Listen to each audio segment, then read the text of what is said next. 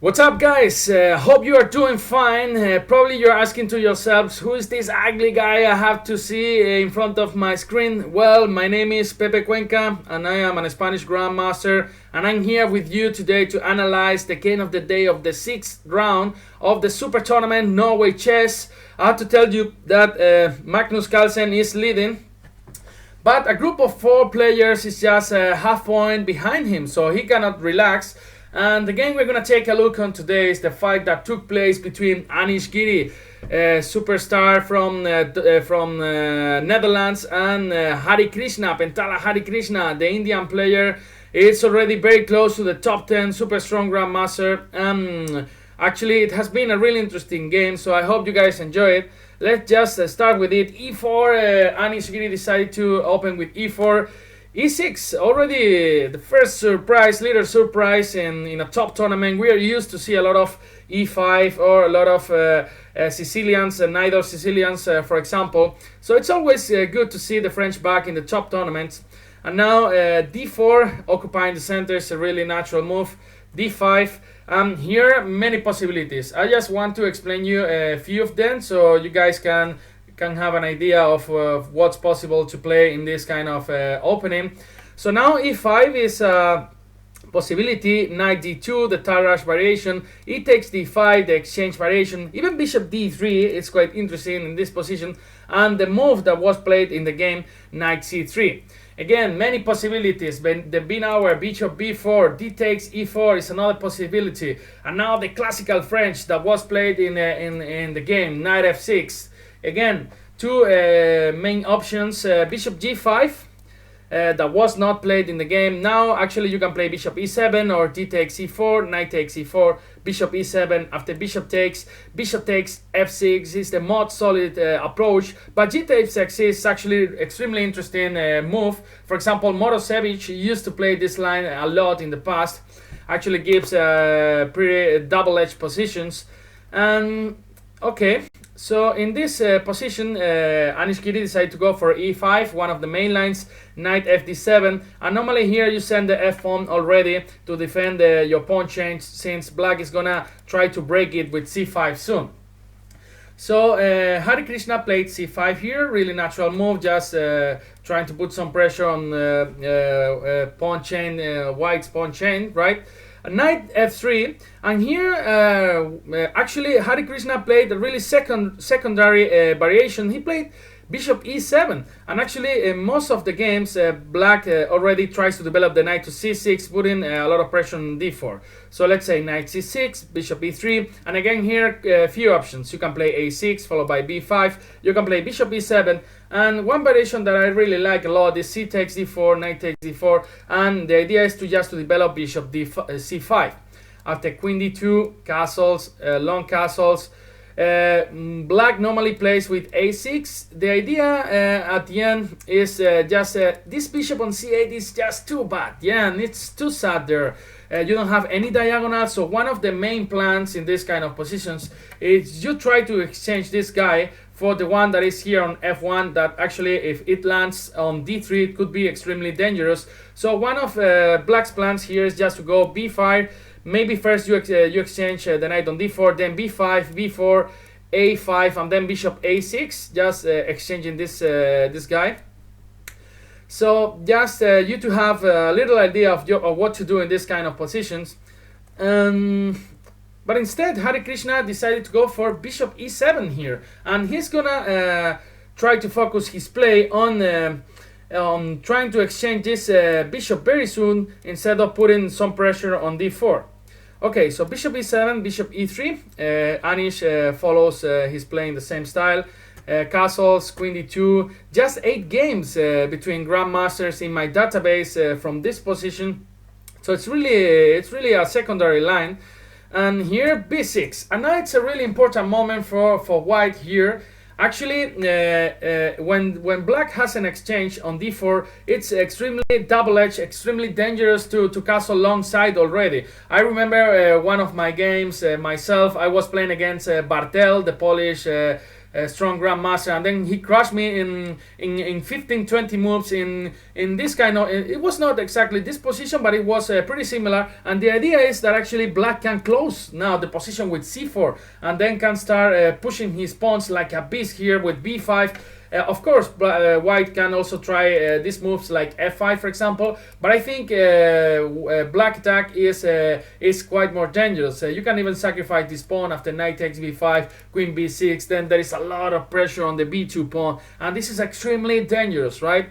So that's why in this position it's not so simple to decide to castle long side. The other option is to go bishop b2 on just a short castle, and Anish went for a really common move in these positions, knight d1. This knight on c3 is not so well placed. You want to reinforce your center with c3, yeah, and then this knight maybe can come to f2 where you can actually support the g4 advance.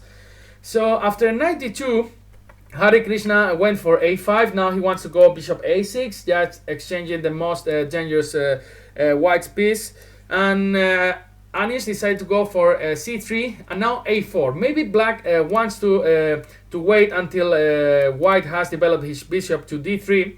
So now you can play bishop a6. So this is like winning half of a tempo.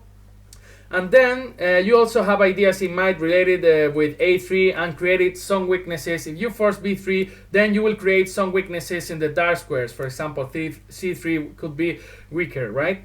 So now after bishop d3, now bishop e6 is a good move. Now if you take some a6, that's what I meant. You win half of a tempo because you waited until white developed his bishop to d3. So he needs 2 tempi to take on a6. And now if you want to keep your best piece, actually this could look less dangerous for black. But at the same time, now you are never going to be able to castle short side, right? And now let's say, for example, after a3, b3, and now c takes d4. Let's say c takes d4, now knight c6. You are putting a lot of pressure. Bishop b4 is coming. This king is extremely unsafe here. If you go to f2, there are moves like f6 trying to open more lines for black. So yeah, and if you want to capture with your knight, now c3 is going to be weak, and now you have the c5 square vacant for your knight, and maybe you can jump later to e4, right? So after bishop a6 castles, the only game that I could find here before after castle was the game between Asgarizade, sorry for my pronunciation, and Rasmus Bane, the young German grandmaster. I don't know if grandmaster, but 25-40 ELO points for sure, and 18 years old. It's actually my teammate in the Bundesliga. So he went here for queen c8, and actually I think black is completely fine in the game. Knight g5, white played knight g5 after bishop takes, f takes, bishop a6, queen d3, bishop d3, queen d3. I think black is more than fine. You have ideas related with queen a6, knight c6. The attack, white's attack is not so dangerous without this light square bishop. So instead, Harikrishna decided to go for knight c6, pretty natural move, developing your last minor piece. And here after rook a6, rook a6, bishop a6, rook a6, f5. So Anish Giri trying to attack Harikrishna's king. The idea, okay, you guys could ask to yourself, okay, Pepe, what are you talking about? Can I just take the pawn on f5? This is just a pawn for free you are giving to me? Actually, it's not that simple. If you take on f5, then there's the move queen d3 with a double attack to the rook on a6 and to the pawn on f5. So when you move the rook, for example, to a8, you can just capture this f5 pawn, and black's pawn structure is a bit ruined, right? So that's why Harikrishna didn't take on f5. Instead, he went for the move b5. Now, actually, you are threatening to take on f5 since queen d3 is not that good. But even though if you don't want to take on f5, you want to go b4 in the next move, just trying to create some weaknesses on the queen side. Anish took on e6 here, f takes e6, and queen e2, a prophylactic move. Again, maybe the plan with knight a5 and knight c4. Yeah, maybe you want to bring the queen to the king side at some point, just removing first this knight from f3. And here, queen b6.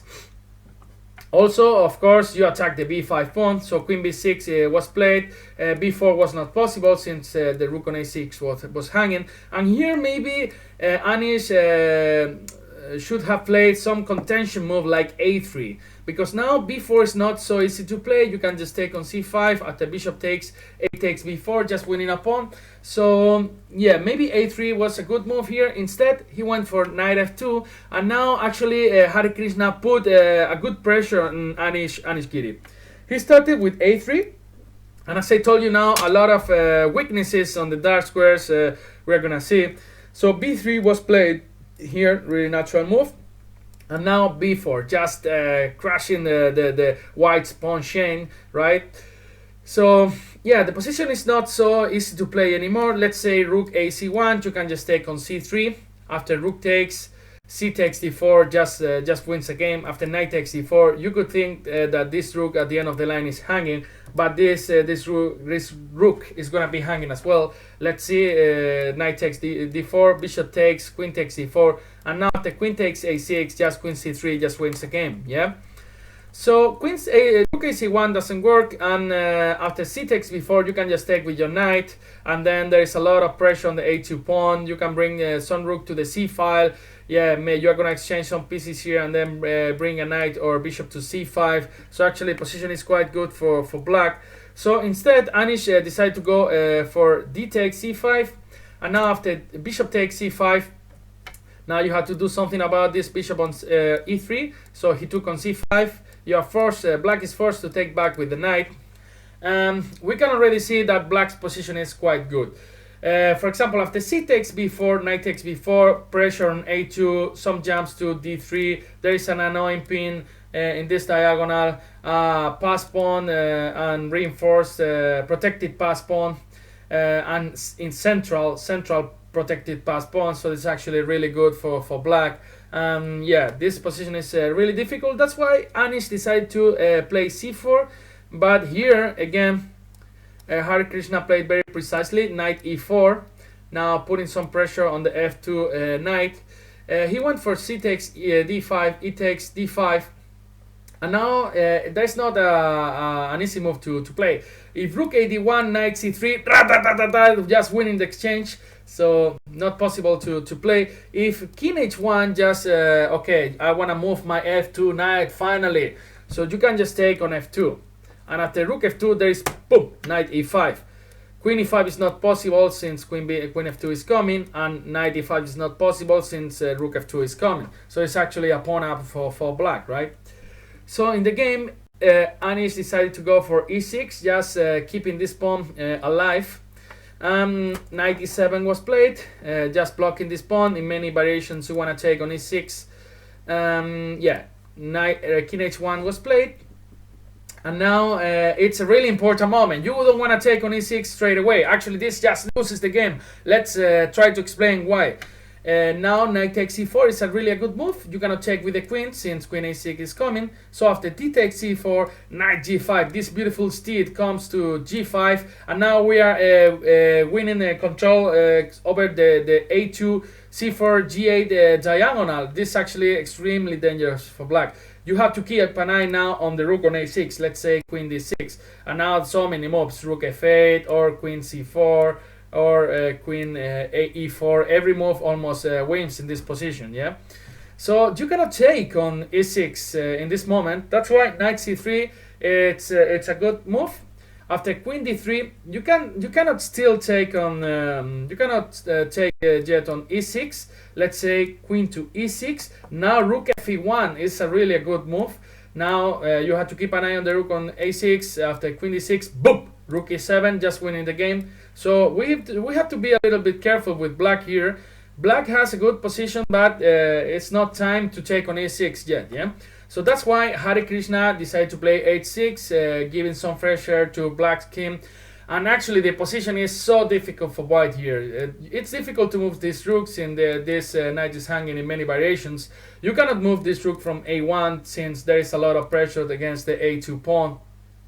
So that's why I understand Anish's next move. c1 for knight d1, trying to remove some pressure from this knight. Of course, after knight takes d1, rook takes d1. White has solved many of his problems. You can go knight d4 in the next move, since e6 is not takeable yet, it's not eatable yet. So, but here after knight d1, Harikrishna played a very precise move, queen b5, forcing the exchange of queens. Yeah, because you cannot remove the queen because the rook on f1 is hanging with the checkmate. So yeah, you are forced to take here on b5, and the thing is, this e6 pawn now it's actually going to fall. Yeah, if you try to defend it with rook e1, just rook f6 just wins the pawn in the next move. Knight d4 is not possible. This knight on b5 does a good job. So that's why Anish didn't try to defend this pawn. He went for knight f2 after rook e6, knight d3, bringing the knight to an active square, just attacking the b4 pawn. But knight c6 just simply defends everything. Rook fc1 and knight c3. A really precise move from Harikrishna. It looks like white is gaining back one pawn. Yeah. So what are you talking about, Pepe? Why is knight c3 a good move? The thing is, after knight takes b4, rook c3, now black has a lot of active moves, like rook e2, the a2 pawn is gonna fall, and if the a2 pawn is gonna fall, if the a2 pawn falls in the proper conditions, the game is just over, because this pawn is gonna be a queen soon. So rook e2 was played. Now you want to take on a2 with the rook, for example, and yeah, Anish decided to put some tricks at the end of the game. So he went for rook c7. Now if you take on a2, you can just take, and rook a7, winning this pawn back. So that's why in this position, after rook c7, another really precise move from Harikrishna, he went for rook a8, first controlling the a file, avoiding all this rook a7 move, and then the next move, actually the a2 pawn is gonna fall. So knight d4 was played, rook e4, rook f1, and after rook d2, h3, last trick from Anish Giri. Now a terrible mistake will be rook d4. Suddenly they play rook f7, and then your face changes completely. Yeah, now it's a perpetual check with the rooks on the 7th rank, so you cannot take this knight. But last precise move from Harikrishna, a2, and the idea is actually after rook f7, a1 check, a queen, even a queen, king h2, and now queen takes d4. The difference is actually you defend the g7 pawn now. Yeah, so after a2, Anish Giri decided to resign. Yeah, this has been the game of the day from today. Magnus Carlsen is leading with 4 points. Then we have Bachelagraf, Topalov, and Kramnik, and yeah, one more player. All of them with 3.5 points. And Anish Giri with -1 in this tournament. It's not very common to see him losing 2 games in a tournament. So let's see, he is able to bounce back. Yeah, hope you guys enjoyed the game. Just be good and take care. Bye bye. See you.